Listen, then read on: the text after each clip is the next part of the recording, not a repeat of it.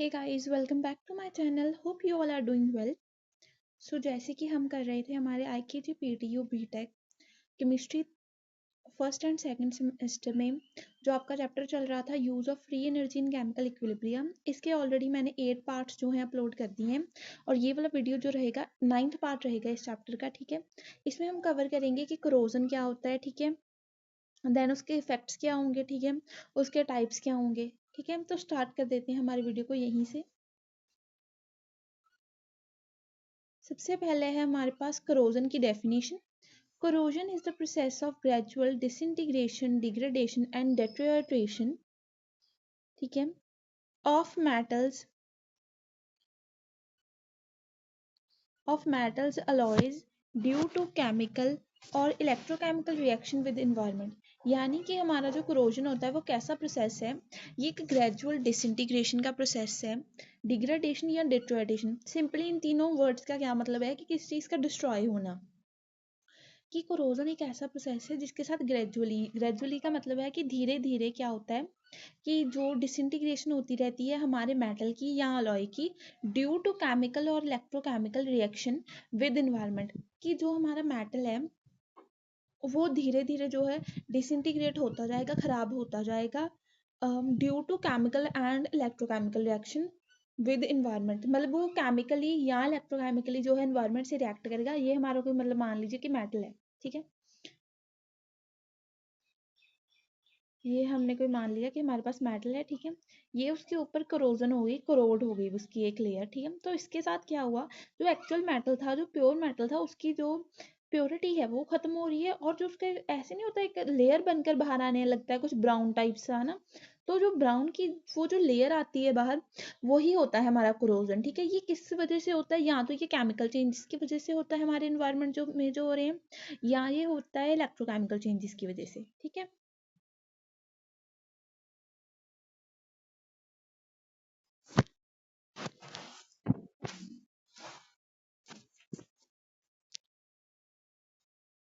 Then अब हम आगे देखते हैं कि करोजन जो है अक्कर क्यों करता है।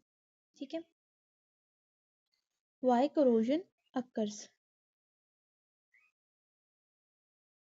Metals are generally available in nature in their compound forms which is called ores. ठीक है, जो ये तो हमें वैसे भी बात पता है, आपने मेटलर्जी में पढ़ा होगा कहीं ना कहीं, कि मेटल जो होते हैं ये जनरली अवेलेबल होते हैं नेचर में कंपाउंड फॉर्म में या और फॉर्म में। ठीक है, जैसे हमें नेचर में से मेटल मिलते हैं वो और फॉर्म में या उसकी कंपाउंड नेचर में मिलते हैं। ठीक है, these are the stable form of metals, यही होती है सबसे बेटर सबसे स्टेबल फॉर्म मेटल की। ठीक है, लेकिन जब हम मेटल को वैसे यूज करते हैं तो हम क्या करते हैं, मेटल को रिफाइन करते हैं, रिफाइनिंग ऑफ मेटल्स होती है। ठीक है, however, for getting the useful engineering materials, i.e. the metallic form, a large amount of energy is needed to convert ores to their metallic form। लेकिन जैसे कि यहाँ पर आपको बता दिया इन्होंने, लेकिन हम क्या करते हैं, अगर हमें अपने इंजीनियरिंग के किसी मटेरियल के लिए या इंजीनियरिंग के किसी टूल के लिए हमें मेटल्स चाहिए, तो हम उनको जो उनकी एक्चुअल फॉर्म है, जो उनकी ओर फॉर्म है, ओर फॉर्म से उसको मेटेलिक फॉर्म में कन्वर्ट करते हैं। जो ये प्रोसेस होता है कि ओर फॉर्म से हमने मेटल को कन्वर्ट करना है मेटेलिक यूजफुल फॉर्म में, उसमें बहुत ज़्यादा एनर्जी लगती है। ठीक है, it a large amount of energy is needed to convert, so metals are comparatively unstable and have a great tendency to revert back to its compound form। इसलिए metals की क्या होते हैं, एक ग्रेट टेंडेंसी रखते हैं कि दोबारा से अपनी कंपाउंड फॉर्म में चले जाएं। तो कंपाउंड फॉर्म में ये कैसे जाती है, ये हो जाती है इनकी कोरोजन। हमने हमारे पास ये था ना कि हमने देखना था कि कोरोजन अक्कर क्यों करता है, तो हमें यहाँ से ये पता चल गया कि कोरोजन इस वजह से अक्कर करता है क्योंकि हम मतलब कहते हैं कि फोर्सफुली जो मेटल की कंपाउंड फॉर्म है, जो स्टेबल फॉर्म है, उससे अनस्टेबल फॉर्म में लेकर जा रहे हैं। अगर हम स्टेबल चीज को अनस्टेबल करेंगे तो दोबारा टेंड करेगी कि मैं स्टेबल हो जाऊं, इसलिए वो दोबारा टेंड करती है कि मैं स्टेबल हो जाऊं, और इसी वजह से जो है कोरोजन का प्रोसेस अक्कर होता है। ठीक है, एक बार फिर से देख लेते हैं क्या है। सबसे पहले क्या है, हमें बताया गया है कि जो मेटल्स हैं that are generally available in nature in their compound forms. Metals जो हैं वो नेचर में अपनी कंपाउंड फॉर्म में, स्टेबल फॉर्म में लाई करते हैं। However, for getting the useful engineering materials, i.e. the metallic form, a large amount of energy is needed to convert ores to metallic form। ठीक है, लेकिन जब हमें मेटल की ज़रूरत होती है किसी भी इंजीनियरिंग के काम में या किसी भी यूजफुल टूल के काम में, तो हम उस कंपाउंड फॉर्म को स्टेबल फॉर्म को कन्वर्ट करवा देते हैं अनस्टेबल फॉर्म में एंड मेटेलिक फॉर्म में, ठीक है। इस प्रोसेस में हमें बहुत ज़्यादा एनर्जी चाहिए होती है। सो इतनी एनर्जी देकर हम इसको जो है चेंज या कन्वर्ट तो करवा लेते हैं, लेकिन दोबारा से जो मेटल्स हैं वो अपनी अनस्टेबल फॉर्म से स्टेबल फॉर्म में जाना प्रेफर करते हैं, इसलिए बार बार क्रोजन जो है अक्कर करती, ठीक है। देन अब ये यहाँ देख सकते हैं आप, ये देखिए यहाँ पर थी हमारी मेटल की, मेटल और है, ये हमारा कौन सा फॉर्म है, स्टेबल, ठीक है। ये फॉर्म था हमारा स्टेबल फॉर्म, और ये जो मेटल बना ना, मेटल फॉर्म्ड, ये कौन सा वाला मेटल बना जो हमें टूल्स में, इंजीनियरिंग के मटेरियल्स में चाहिए होता है, और ये कौन सा वाला होगा,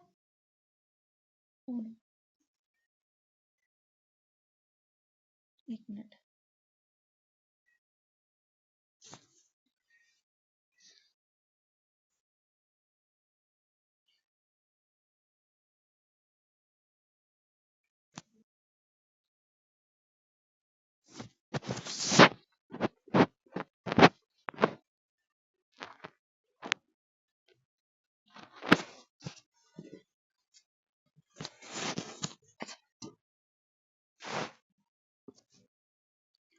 तो यहाँ पर हमने लिखना था मटेरियल्स, ठीक है। तो ये वाला मेटल कौन सा वाला फॉर्म आ गया, अनस्टेबल। और अब ये अनस्टेबल जो फॉर्म होती है ये बार बार टेंड करती है कि मैं क्या बन जाऊँ, स्टेबल। तो क्या होता है, ये एक बार ही हमने एक्सट्रैक्ट करवा लिया मेटल, जो हमारा रियल मेटल होता है उससे ये बन जाता है अनस्टेबल मेटल कन्वर्जन के थ्रू, ठीक है। लेकिन बार बार एक्सट्रैक्शन जो होती है वो होती है मेटल ओर की, उससे बाद में मेटल एक फॉर्म बन जाती है जिसे हम यूज़ करते हैं, लेकिन ये बार बार टेंड करता है कि मैं अपनी स्टेबल स्टेट में चला जाऊँ। इसलिए क्या होता है कि बार बार कोरोजन का प्रोसेस अक्कर करता है, ठीक है। जब ये यहाँ से यहाँ जाता है तो यहाँ पर होती है कोरोजन, ठीक है।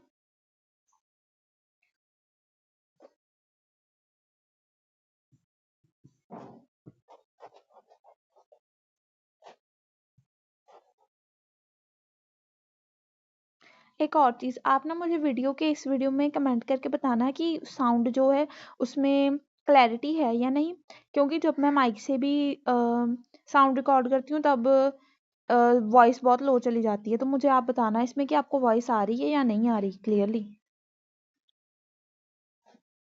नेक्स्ट है हमारे पास इफेक्ट्स ऑफ करोजन के, कौन कौन से इफेक्ट्स हो सकते हैं करोजन के।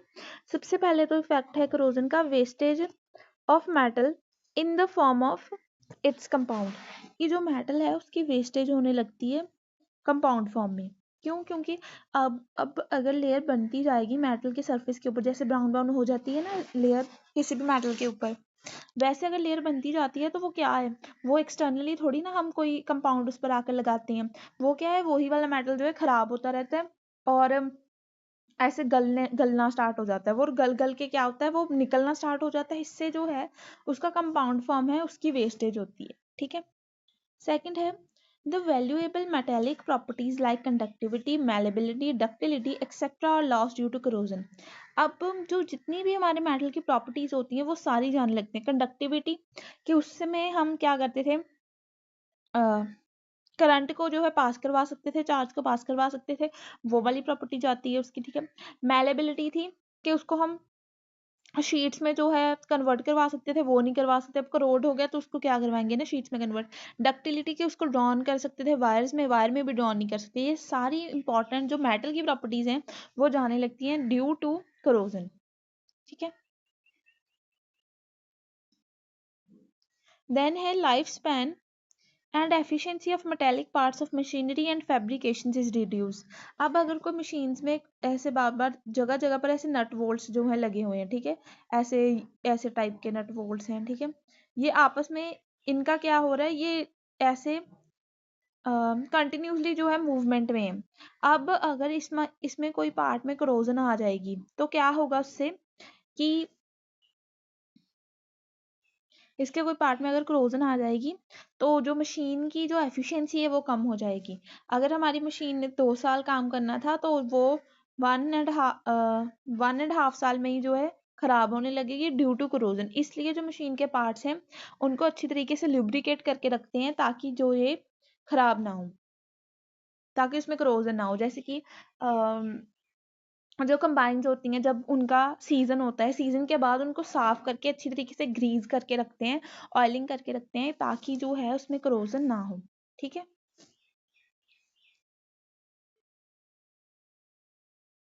फिर आ गई है हमारे पास करोजन की टाइप्स। ये देखिए, ये मेनली दो टाइप्स में हमने करोजन को जो है डिवाइड किया है। एक तो है हमारे पास ड्राई करोजन, ठीक है, और एक है हमारे पास वेट करोजन। जो ड्राई करोजन है इसका अदर नेम है केमिकल करोजन, एंड जो वेट करोजन है इसका अदर नेम है इलेक्ट्रोकेमिकल करोजन।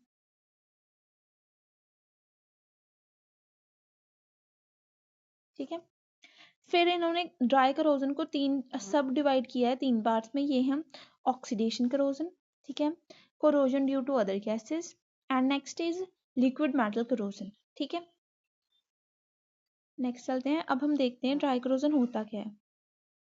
ड्राई करोजन और chemical corrosion, the direct chemical action of environment on the surface of metal in absence of moisture is known as dry corrosion. Dry corrosion जैसे कि इसके नाम से ही हमें पता चल रहा है कि क्या है, मेटल का, ये कोई मेटल है, ये इसका सरफेस है, इसके ऊपर करोजन हो रहा है, लेकिन यहाँ पर क्या है, लैक ऑफ मॉइस्चर है, लैक ऑफ मॉइस्चर।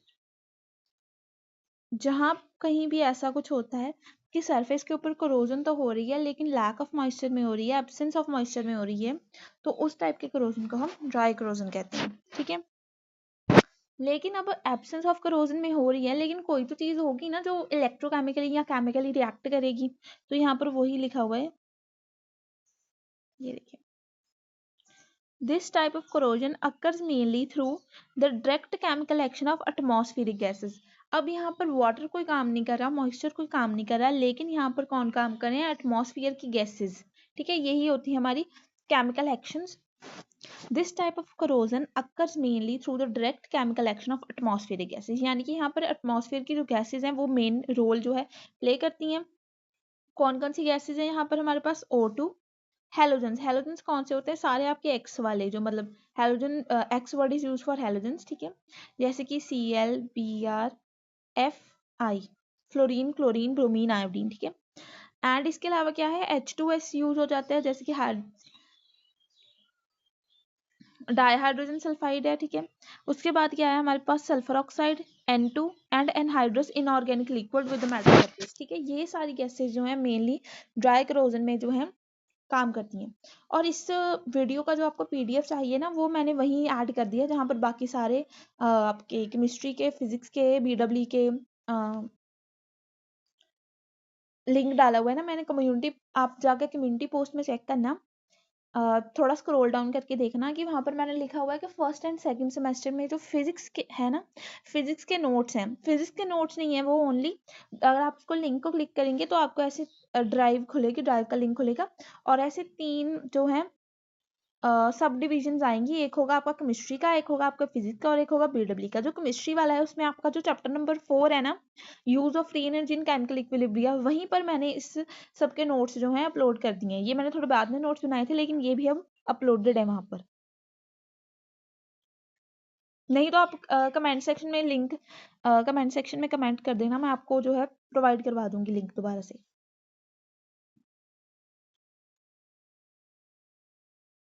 अब इसकी एग्जांपल दी हुई है, वो क्या कह रहे हैं कि इसमें हम क्या कर सकते हैं, silver metal undergo chemical corrosion by atmospheric H2S gas, and iron metal undergo chemical corrosion by HCl gas. Iron होगा यहाँ पर, आयरन मेटल। ठीक है, तो ये दो एग्जांपल्स होगी, ये आपने एज इट इज याद कर लेनी है।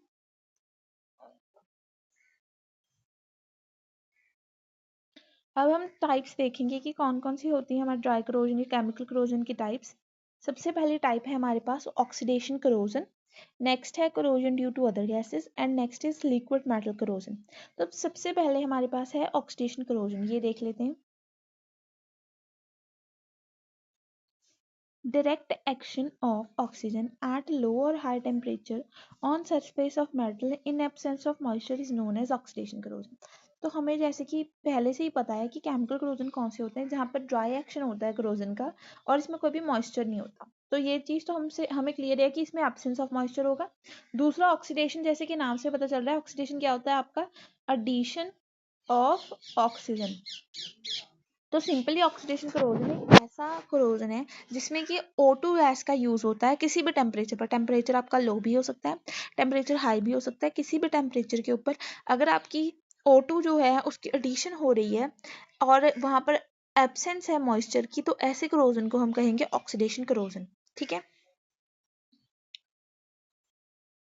देन उसके बाद है alkali metals and alkaline earth metals are rapidly oxidize at lower temperature. ये आपने एज इट इज याद रखना कि जो अल्कलाइन मेटल्स होते हैं और अल्कलाइन अर्थ मेटल्स होते हैं ये आपके जो हैं रैपिडली ऑक्सीडाइज हो जाते हैं लोअर टेम्परेचर पर। मतलब जब ये इनको लोअर टेम्परेचर पर ऑक्सीजन की प्रेजेंस में रखा जाता है तो ये ऑक्सीडाइज हो जाते हैं, इनके ऊपर एक कोरोजन की लेयर बन जाती है। ठीक है, at at high temperature metal at high temperature आ गया यहाँ पर, ठीक है, मेटल्स नहीं आएगा। At high temperature all metals are oxidised. High temperature पर सारे मेटल्स ही ऑक्सीडाइज हो जाते हैं एक्सेप्ट कौन से, सिल्वर, गोल्ड एंड प्लेटिनियम। ये क्यों नहीं होते, क्योंकि लेस रिएक्टिव है। ठीक है,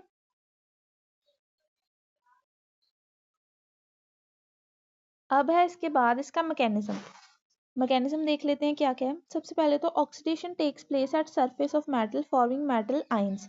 ठीक है, तो मेटल के सरफेस के ऊपर ही जो है ऑक्सीडेशन होगी।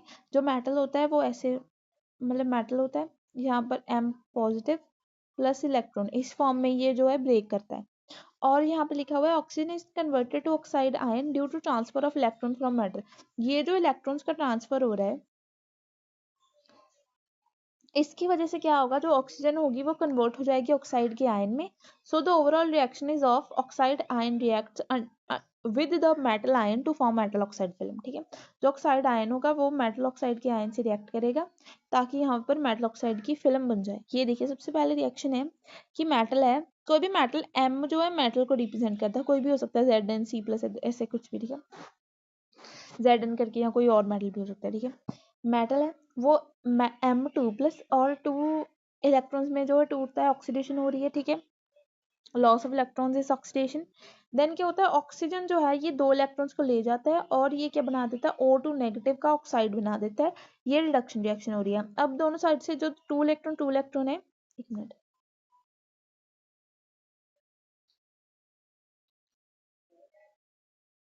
अब क्या होता है, दोनों साइड्स में ये जो 2 इलेक्ट्रॉन है ये कट हो जाते हैं और यहाँ पर क्या बचता है, M+O2 और M2++O2 नेगेटिव। पहले इन्होंने हाफ लिया हुआ है यहाँ पर बैलेंस करने के लिए, बाद में हाफ को जो है रिमूव कर देते हैं। मतलब कि जब हम मेटल में ऑक्सीडेशन करवाते हैं, मेटल में एडिशन हो रही है ऑक्सीजन की, तो क्या किस में टूटता है, वो मेटल के 2 पॉजिटिव आयन में और O2 नेगेटिव ऑक्साइड में। ठीक है, अब हम देखते हैं इसका डायग्राम। ये देखिए, ये है हमारे पास मेटल सरफेस, ये है हमारे पास मेटल सरफेस, ये है मेटल के ऊपर करोजन हुई है। ठीक है, इसकी वजह से क्या हुआ, जो मेटल के ऑक्साइड के आयन्स हैं वो एक साइड को जो है शिफ्ट हो गए और यहाँ पर हम एक्सटर्नली जो है O2 नेगेटिव को ऐड कर रहे हैं। इसकी वजह से क्या हुआ, एक दूसरे की तरफ ये जो है खिंचे जा रहे हैं। ठीक है, M+ और O2 नेगेटिव। ठीक है, और सेंटर में क्या हो रहा है, यहाँ पर formation of metal oxide at point of meeting of M+ and O2। यहाँ पर हमारे पास क्या होता है, फॉर्मेशन ऑफ मेटल ऑक्साइड, यानी कि ये आपने, इन्होंने वो वाली लेयर हमें शो की है जहाँ पर करोजन हो रही है। मैं आपको बताती हूँ, ये इन्होंने 3D टाइप करके दिखाया है। ये हमारा एक्चुअल मेटल है पीछे पूरा। ठीक है, ये है लेयर बाहर वाली, जितनी हमारी कोरोड होती है लेयर, ये वो वाली लेयर है जिसमें बनता है हमारा मेटल ऑक्साइड। ये किस वजह से बन रहा है, क्योंकि ये मेटल जो है आगे को पुल कर रहा है अपने पॉजिटिव आयंस को। ये M+ लिखे हुए ना, ये सारे आगे को पुल हो रहे हैं। इसकी वजह से क्या होता है, जो O2 वाले हैं वो पास हो जाते हैं और यहाँ पर एक मेटल ऑक्साइड की लेयर बन जाती है, यहाँ पर ही करोजन होती है। यही है इसका mechanism.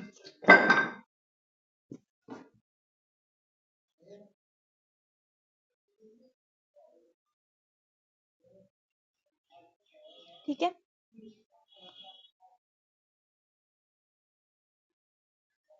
initially the surface of metal undergoes oxidation and resulting metal oxide scale forms a barrier which restricts further oxidation। ये जो मेटल का सरफेस होता है ये अंडरगो ऑक्सीडेशन जाता है। ठीक है, and the resulting metal oxide scale forms a barrier अब जो ये मेटल ऑक्साइड बन गया था ना हमारे पास यहाँ, ये जो मेटल ऑक्साइड यहाँ बना ना, इसकी वजह से क्या होता है, ये फर्दर ऑक्सीडेशन से बाहर से कि कोई O2 आ जाए उसको रोकता है, ये वाला जो प्रिवेंट करवाता है फर्दर ऑक्सीडेशन से। ठीक है,